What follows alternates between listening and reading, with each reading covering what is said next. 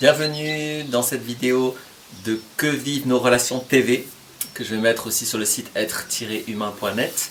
Là je suis dans la série adressée aux victimes, entre guillemets, vous verrez la première vidéo, vous comprendrez pourquoi je mets les guillemets, aux victimes de manipulation.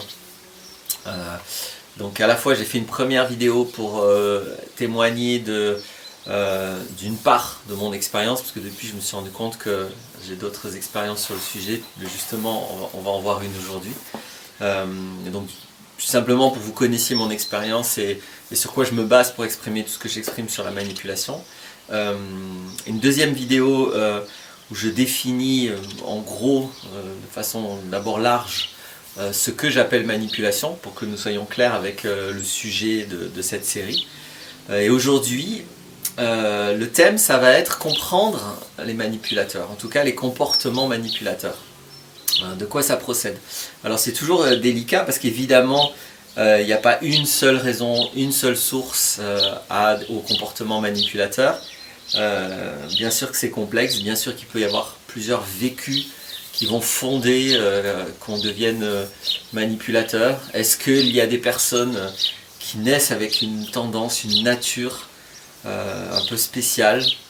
Honnêtement, j'aurais dit non il y a quelque temps, je me pose la question, j'en sais rien en fait, et peu importe, comme d'habitude, j'ai pas de vérité à exprimer sur donc la structure psychologique des personnes qui abusent, on va dire ça comme ça, des comportements manipulateurs, ou qui s'en servent beaucoup. J'ai un témoignage, j'ai des expériences, et j'ai, sans rentrer trop dans les détails, puisque c'est surtout au niveau des détails, au niveau de la nuance qu'il va y avoir de la diversité, je pense que dans la plupart des cas, il y a quand même une logique psychologique commune aux personnes qui vont vraiment utiliser beaucoup de comportements manipulateurs, qui vont en abuser ou qui vont être exclusivement dans les comportements manipulateurs. Alors, avant tout, donc pourquoi c'est important aussi? D'abord, après tout, on pourrait dire non mais attends, on s'en fout des manipulateurs, je croyais que c'était pour les victimes des manipulateurs ton truc. On s'en fout pas. Je sais pas si vous avez vu le film, bon c'est ça qui me vient, c'est pas forcément la référence la plus fine, mais je sais pas si vous avez vu le film Le Dernier des Samouraïs, qui en passant détourne et romance une histoire vraie, hein. Le Dernier des Samouraïs en fait c'est un militaire français. Si vous cherchez, vous irez voir, mais peu importe. Dans le Dernier des Samouraïs, les samouraïs, pour essayer de comprendre leur ennemi, trouvent intelligent, en tout cas le chef des samouraïs du film, on va dire ça comme ça, d'accueillir avec respect, et puis avec écoute et avec attention, un des ennemis, donc des occidentaux qui viennent combattre les samouraïs, et pour comprendre ce qui leur arrive, ils trouvent intelligent de faire de son mieux pour accueillir, et je vais oser dire aimer. Voilà. C'est-à-dire que, évidemment, si vous prenez le sens aimer dans le sens, soit le sens Facebook, le like de Facebook, soit dans un sens d'apprécier ou d'être d'accord, là ce que je vais dire ne va pas du tout avoir de sens. Mais allez voir ce que j'entends par aimer dans les vidéos adaptées je crois que j'ai fait une série aussi sur l'amour, allez voir ça. Mais donc dans le sens d'accueillir ce qui est et de s'ouvrir à ce qui est, je pense que c'est important d'aimer quelqu'un dans votre entourage qui a un comportement toxique, dans le sens, encore une fois, de s'ouvrir à cette personne pour vraiment comprendre le fond. C'est pas dans le jugement, et c'est surtout pas en faisant la même chose, qu'il va pouvoir y avoir une solution. Il y aura une solution quand vous aurez bien compris à qui vous avez affaire. Donc voilà, la démarche elle est là, hein. C'est, encore une fois, c'est connaître ton ennemi. Alors pour le combattre, j'aime pas, mais au moins pour pouvoir se positionner devant une personne, parce qu'un manipulateur va se conduire comme un ennemi, même si vous ne voulez pas faire la guerre. C'est-à-dire qu'encore une fois, comme je l'ai dit dans la vidéo précédente, étant donné qu'il va avoir un comportement intrusif, c'est-à-dire qu'il va vouloir prendre le contrôle sur des aspects qui vous sont qui sont votre espace de responsabilité, qui vous appartiennent, on va dire ça comme ça, enfin appartiennent, en tout cas oui, qui sont votre espace de responsabilité, on peut considérer que c'est un comportement d'ennemi. C'est-à-dire que c'est violent, c'est très intrusif, c'est très agressif. Même si Ça peut être des violences et des agressions très sournoises, très indirectes, etc. Mais on est vraiment dans quelque chose de guerrier, de destructeur. Alors, bon, voilà l'intérêt de cette vidéo. Donc je l'ai dit au début, comme ça si ça ne vous intéresse pas, passez à autre chose là tout de suite. Ceux que ça intéresse, écoutez la suite. Et éventuellement ceux que ça n'intéresse pas ce sujet-là, sur la manipulation, il y aura d'autres sujets. Alors, je vais témoigner de quelque chose que j'ai vécu, qui ne va pas se suffire à soi-même pour tout expliquer, mais j'espère qu'il va aider à comprendre. Moi, ça a fait un sacré déclic dans ma tête, ça m'a aidé à comprendre beaucoup de choses. C'était il y a quand même assez longtemps maintenant, il y a de nombreuses années, sûrement à peu près 10 ans, quelque chose comme ça. J'avais été amené à aider une dame qui s'était présentée comme une femme très forte, très sûre d'elle, qui dirigeait un cabinet d'avocats. Et elle demandait de l'aide parce qu'elle ne comprenait pas pourquoi elle venait d'être quittée par un copain, et ça l'a touchée en fait, ça l'a dévastée. Simplement elle n'était pas bien à cause de cette expérience, et elle comprenait pas, elle n'appréciait pas d'être pas bien, parce que pour elle c'était une femme forte qui était capable de faire face à tout ce qui pouvait lui arriver. Donc avec le recul maintenant je peux dire oui, c'est déjà un peu spécial comme demande, parce que quelque part elle voulait pouvoir ne pas être touchée par une histoire qui s'arrête, mais c'est évidemment pas tout à fait comme ça qu'elle a présenté les choses. C'est très rare qu'on puisse être amené à aider des personnes qui sont dans le registre de la manipulation, parce que premièrement ils ont, je vais oser dire comme ça, ils ont beaucoup à manger dans notre société, ils ont beaucoup de moyens, ils ont beaucoup d'espace et beaucoup d'opportunités pour être bien avec leur système et pour avoir ce qu'ils veulent. Il y a du bruit derrière, j'espère que je ne me rends pas compte s'il est fort ou pas. Bon, on verra, j'enregistre, on verra si c'est gênant ou pas pour cette vidéo. Peut-être je vais parler un peu fort du coup. Donc voilà, c'est très rare qu'on a aidé des personnes comme ça, en général ne demandent pas d'aide. Et là, bon, j'ai eu entre guillemets cette chance, mais sur le coup j'ai pas du tout repéré les choses comme ça. Et donc vous verrez, moi ma manière d'aider les personnes, c'est je ne me positionne pas en thérapeute, je ne me positionne pas dans une approche qui va durer des mois ou même des années, mais je donne des outils d'autonomie, et en particulier un qui s'appelle l'échelle émotionnelle, qui consiste à aller d'une émotion et d'aller voir le fond. Donc voilà, j'aide cette personne à faire une échelle émotionnelle, même plusieurs, c'est-à-dire de partir de ces troubles émotionnels présents pour voir de quoi ça lui parle. Et en partant de ce qui l'émeut, ce qui la touche, ce qui la met mal par rapport à son vécu, on arrive au fond à trouver par rapport à son enfance une gigantesque dévalorisation. Et en fait elle a été absolument pas reconnue, accueillie par ses parents, etc. Et donc c'est quelqu'un qui au fond, comme structure psychologique et comme cause fondamentale de ce qu'elle vivait, on arrive à, en gros, je suis une merde, je m'excuse, c'était le terme, je vaux rien. Et la stratégie qu'elle avait mis en place donc assez tôt dans sa vie, c'est il faut que j'empêche les autres de bouger. C'était ça l'expression. C'est-à-dire que comme moi je vaux rien, comme je n'ai aucune valeur et comme je suis une merde, je m'excuse, encore une fois je suis juste fidèle à l'expression, parce que c'est important, je trouve les expressions qui sortent. Pour vivre, il va falloir que j'empêche que les autres s'en rendent compte. Et donc je dois contrôler tout le monde. Donc c'est une femme très contrôlante, très directrice, etc., etc. Donc c'est ce qu'elle appelait être une femme forte, une femme. Elle avait beaucoup valorisé cette stratégie. En même temps, elle découvrait cette dévalorisation derrière. C'était complètement inconscient. Ce qui, je pense, lui a pas fait très plaisir. C'est d'ailleurs une des très rares personnes qui n'a pas payé finalement la séance. Je crois que ça a dû m'arriver 4 fois en maintenant presque 13 ans. Des gens qui ne payent pas, ça en fait partie. Donc vous voyez, il y a toute une couleur qui va avec ce type de comportement. Et donc voilà, c'était très surprenant. Et là, grâce à cette personne, j'ai pu comprendre comment parfois une personne peut en arriver à avoir une apparence très forte, très puissante, avec une réussite sociale incroyable, avec au fond psychologiquement une dévalorisation totale. C'est-à-dire que en fait, elle vivait sa vie comme une imposture.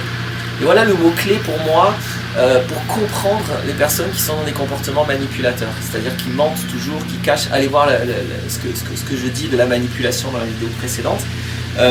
En fait, c'est des gens qui sont dans une imposture.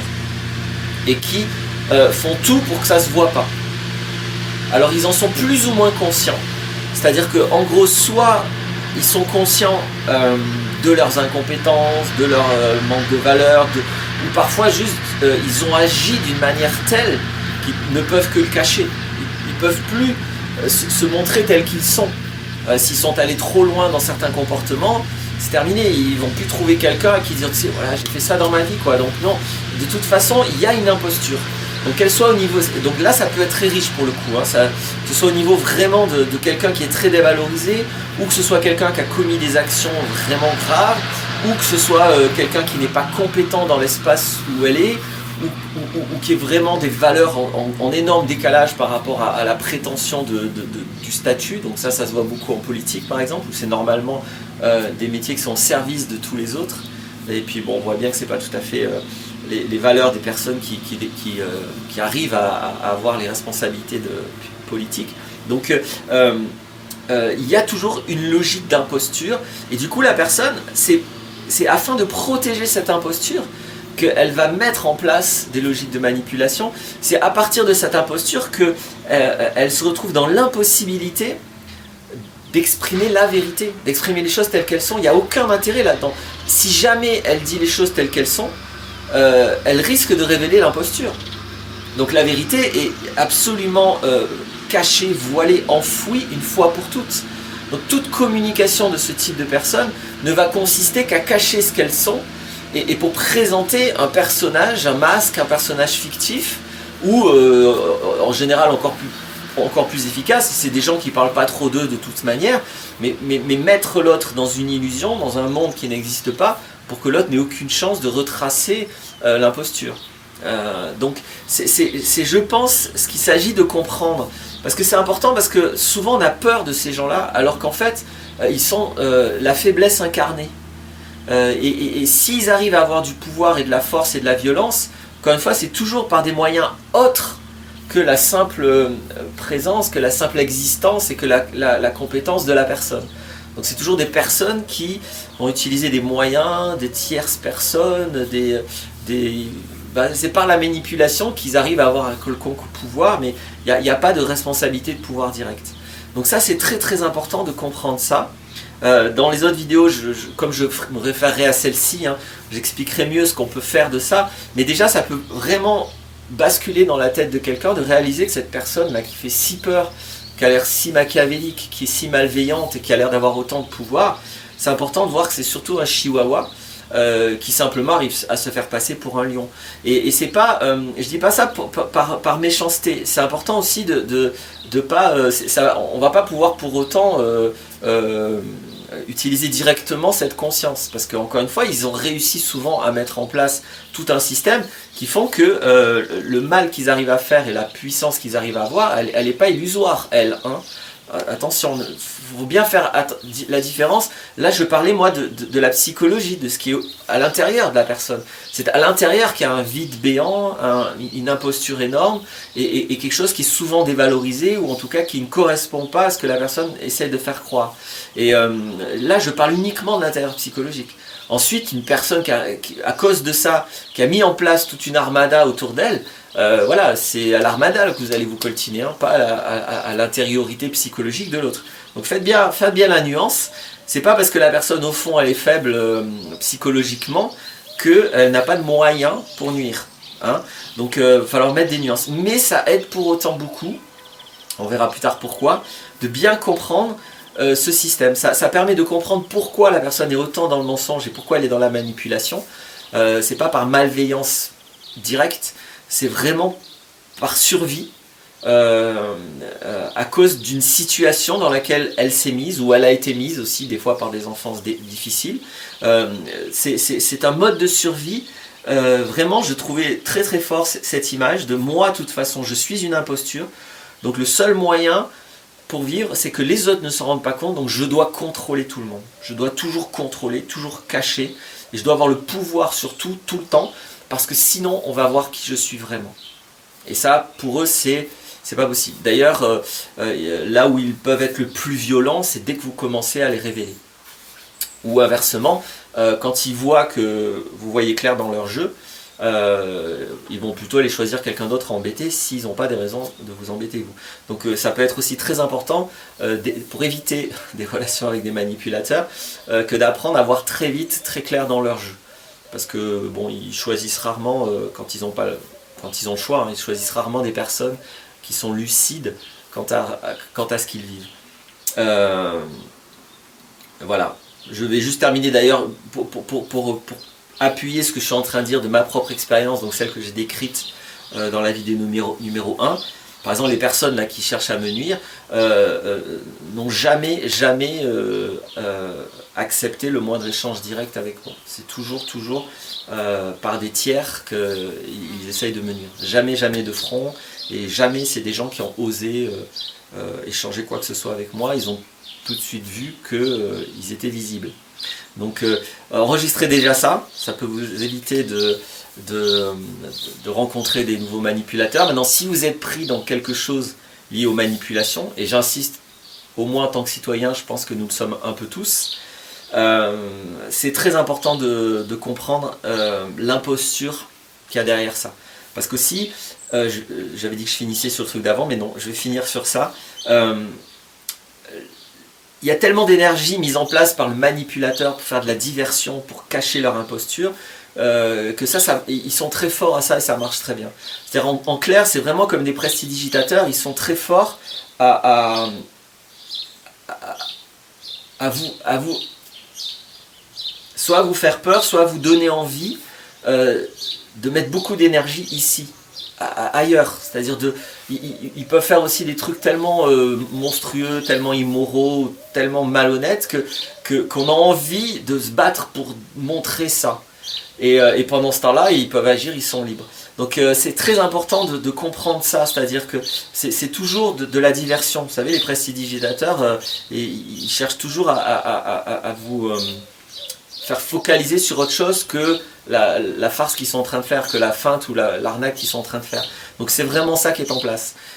C'est très important du coup de les comprendre pour rester centré sur le cœur du problème, sur vraiment là où ils vont flancher si vous insistez, vous montrez.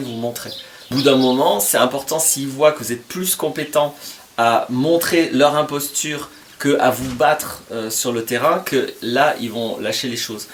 N'oubliez jamais que, je vais finir vraiment sur ça, c'est plein de fois que je dis ça, mais que le but premier de la personne qui est beaucoup dans la manipulation, c'est pas de se battre, c'est pas le conflit. Le but premier, c'est de cacher son imposture. Donc c'est l'imposture qu'il s'agit de viser. Pas tous les espaces qu'il va créer pour que vous vous battiez avec lui, ou pour que vous souffriez, ou pour qu'il arrive à avoir un pouvoir, hein, ou une prise. Voilà, tout ce qu'il cherche à obtenir, si vous restez là, vous allez là où lui veut que vous alliez, et vous êtes manipulé. Le seul moyen de ne pas être pris dans la manipulation, c'est de jamais oublier que derrière tout ça, il y a une imposture, et que c'est cette imposture qu'il faut montrer. Je ne dis pas que ça marche à tous les coups, mais c'est ce qui est le plus efficace, et surtout, c'est ça devant quoi vous êtes.